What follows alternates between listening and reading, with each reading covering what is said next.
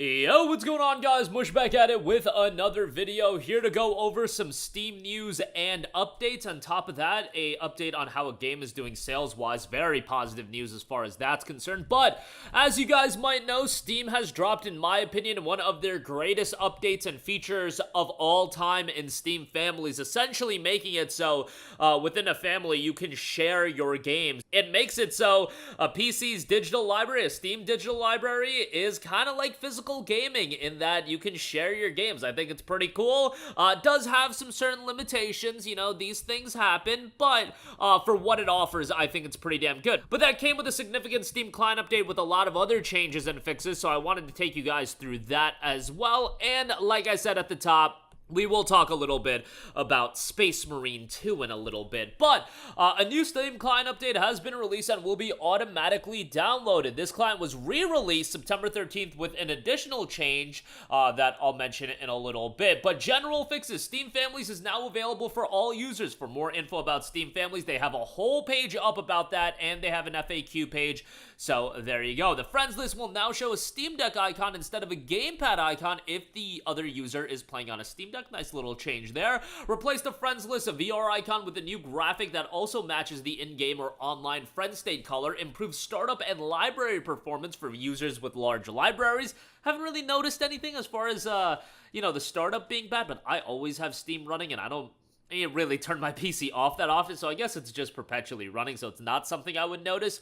Improved detection of Nintendo Switch Pro controller, improved reliability of games and common collections in library, rewrite of shortcut key bindings in settings UI, introducing the ability to unbind a hotkey, fix taking HDR screenshots on Windows, fix collections based on friends not updating properly, fix soundtracks and all game shelves on homepage, applying the app filter from the top of the games list. This would lead to soundtracks showing no items if soundtracks was not selected at the top of the games list as an example, fix collection names not being editable, and fix formatting of links in new posts. Screenshots include redesigned the Screenshots Manager, added easier ways to share screenshots directly from Steam, including copy directly to your clipboard, send to friend or chat group via Steam Chat, send to your phone via Steam mobile app, export as a new file on your computer, improve the ability to share multiple screenshots at once by multi-selecting from the grid view, improve the performance and reliability of the Screenshots Manager, added the ability to search within the app filter dropdown, and preemptive work to provide future support for recordings and clips to integrate with the Screenshots Manager when Steam Game Recording releases out of beta. Steam Game Recording is still a work in progress, so keep that in mind. Steam input changes: reduce latency of Steam input API action, set layer commands. If any input issues are noticed in the Steam input API games input, report them in the forums. Reduce latency of Steam input API rumble and haptics commands. Reduce CPU usage when using both gyro and joystick or trackpad. For mouse input, added output icons to all mode behavior drop-down menus. This indicate if the mode by default generates OS mouse output, X input controller output, Steam input API action output, or as a remapping tool or overlay menu. Steam input API analog actions that can have multiple modes are now labeled as such. Steam input API analog actions can now optionally be used. The default is still as mouse or as joystick mouse. Fixed a Steam input API issue where analog actions from other action sets incorrectly reporting as active. Fix for SIA PI get motion data not returning any information on every controller but the first one plugged in. Fix rare issue where gyro processing occurred before controller type is established. Fix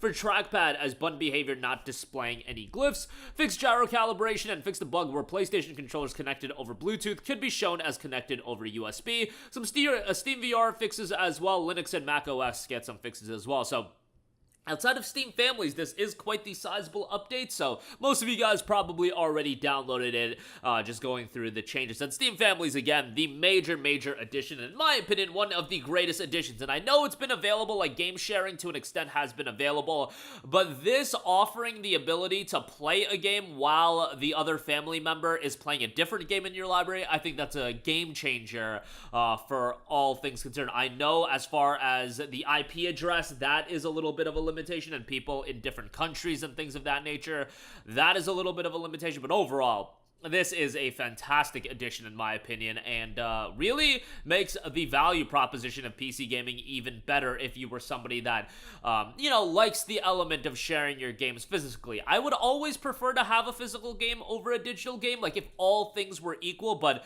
PC gaming makes it more and more incentivizing to have digital games over, let's say, buying your digital games on a console, where it is more so a closed ecosystem. Consoles do have forms of game sharing, don't get me wrong. Xbox has been a little bit ahead of the curve on that, and PlayStation, you can finesse your way into doing that.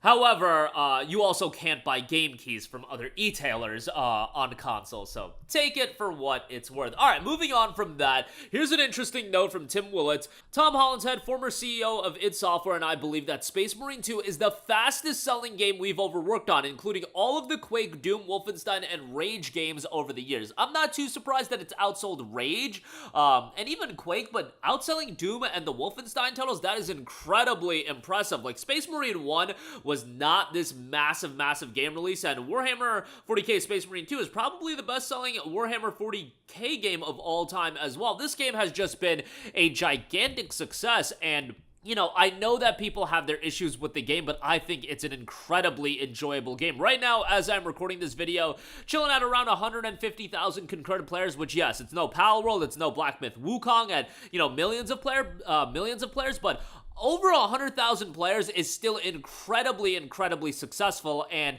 I don't know what the split was when the game was in the early access period, but as far as anecdotally goes, I noticed a lot of my friends jumped on the game after that early access period went up. Like, when the game was officially out, that's when a lot of my boys were jumping on the game. They weren't buying the game during that, the fake early access window, but enjoyed the game a lot myself. Yes, the campaign is super short, and if you're entirely going into it for the campaign, that is going to be a little bit of a limiting factor for you, because the campaign is, 7 to 10 hours long.